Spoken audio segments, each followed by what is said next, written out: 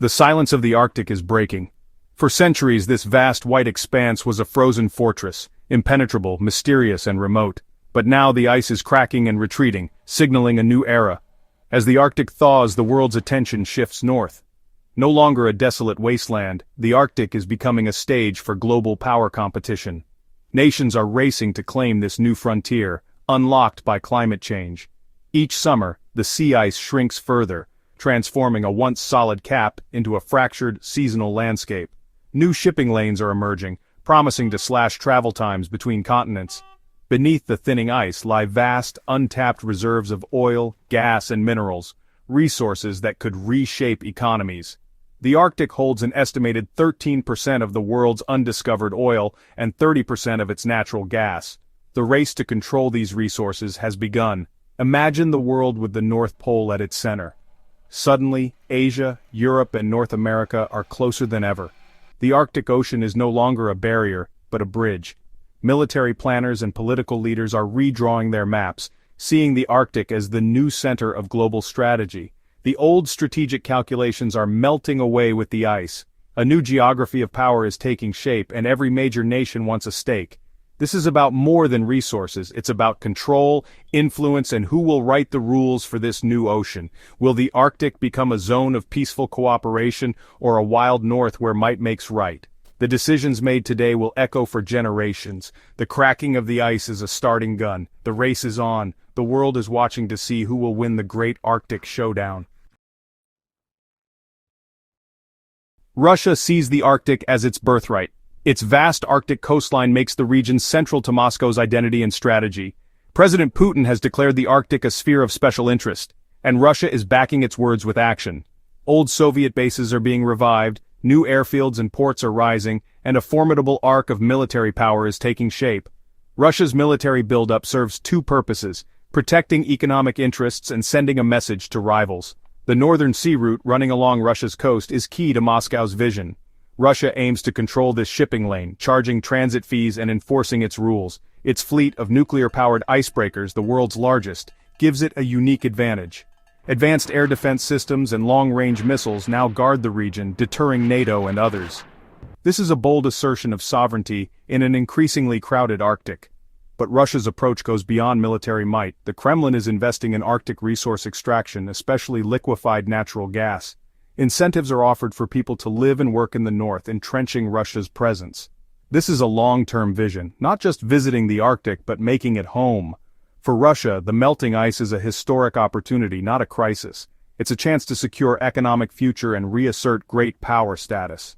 The Arctic is Russia's to reclaim, and it's not waiting for anyone's permission. The world is watching as Russia redraws the map of the far north. The stakes are high and the message is clear. The Russian Arctic is off limits to rivals. The new Arctic order is being written in Moscow's image.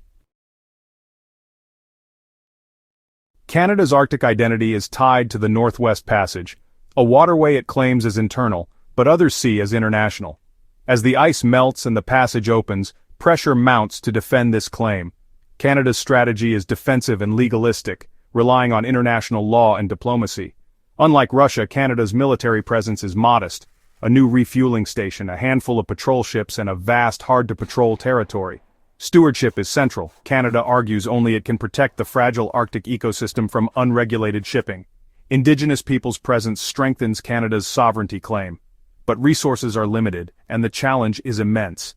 Can a small fleet and population enforce control over such a vast region? As more ships seek passage, Canada's ability to manage and uphold its laws will be tested. It's a quiet struggle to turn a line on a map into reality on the water. The world is watching to see if Canada can hold its ground. The United States is an Arctic nation by virtue of Alaska, but for decades it was a reluctant player. Now, as rivals move north, America is waking up. Freedom of navigation is its core interest, opposing both Canada's and Russia's restrictive claims. The U.S. Navy wants access to Arctic waters for global power projection. Alaska's oil and gas reserves add economic urgency. But America's Achilles heel is its tiny, aging icebreaker fleet, just 2 functional ships dwarfed by Russia's 40+. New icebreakers are coming, but slowly. The U.S. is ramping up Arctic training, updating strategy and strengthening alliances.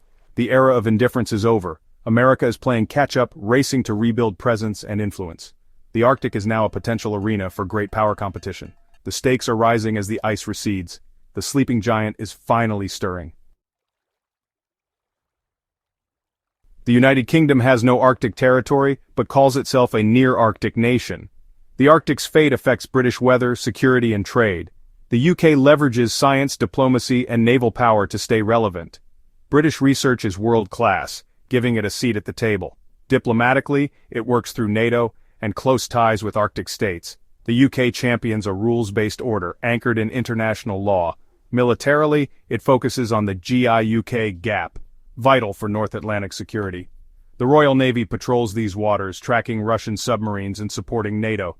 The UK can't match Russia's icebreakers but offers expertise and partnership. By training Arctic-ready forces and supporting allies, it ensures its interests are heard. It's a clever strategy for a non-Arctic nation shaping its northern neighborhood. China, with no Arctic territory, has declared itself a near-Arctic state and is investing heavily in the region. The lure new shipping routes and access to resources. The Northern Sea Route could cut weeks off China's trade with Europe. Beijing brands this the Polar Silk Road. China builds icebreakers, funds research stations, and joins the Arctic Council as an observer. It frames its interests as scientific and cooperative, but economic ambitions drive its push. Chinese companies invest in Russian LNG, Greenland mining, and Arctic infrastructure. This patient long-term approach embeds China in the region's economic fabric. Some Arctic nations worry about hidden strategic motives. Could economic investments pave the way for military influence? China insists its aims are peaceful, but its growing presence is reshaping the Arctic's balance. The Dragon's arrival turns a regional contest into a global one. The Northern Sea Route is Russia's crown jewel, a shipping lane once choked by ice, now opening as the climate warms. The route is 40% shorter than the Suez Canal, promising huge savings for global trade. Russia is investing billions in ports, rescue stations, and crucially, nuclear icebreakers. But Moscow's control is controversial. Foreign ships must seek permission, pay fees, and use Russian escorts. Russia cites safety and environmental protection.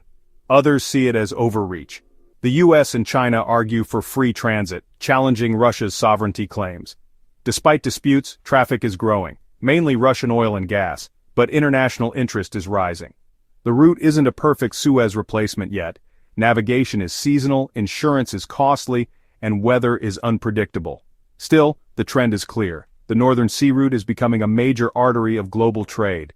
Russia stands to gain immense power at the crossroads of a new world economy. The Arctic's shipping lanes are reshaping global commerce. The Arctic is a treasure chest, home to vast, untapped reserves of oil, gas, and minerals.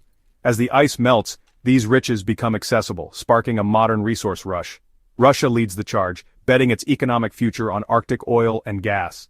Projects like Yamal LNG and Vostok Oil are already transforming the region. Other nations, Norway, the US, Canada, Greenland, are also eyeing the bounty, though with more caution. International law gives Arctic states rights to resources on their continental shelves, but boundaries are disputed. Russia, Canada, and Denmark all claim overlapping areas, including the North Pole. These disputes could take decades to resolve. In the meantime, competition for resources fuels geopolitical tension. The Arctic's riches are both a prize and a flashpoint. The scramble beneath the thinning ice is just beginning. The Arctic is transforming from frozen wilderness to global battleground. Melting ice has unveiled new shipping lanes and vast resources, triggering a scramble for power. Russia fortifies its north, America races to catch up, Canada defends its passage, and outsiders like the UK and China push in. It's a race for resources, a struggle over shipping, and a military chess match. This isn't the old Cold War, but the risks of rivalry and miscalculation are real. The Arctic Council has promoted dialogue but avoids military issues, and tensions are rising. The fate of the Arctic will shape the planet's future both geopolitically and environmentally. The great melt is irreversible, creating a new ocean and new challenges. As the ice cracks, the world enters a new strategic age. The stakes have never been higher. Will the Arctic be a zone of cooperation or conflict? The decisions made now will echo for generations. The future is being forged in the crucible of the far north.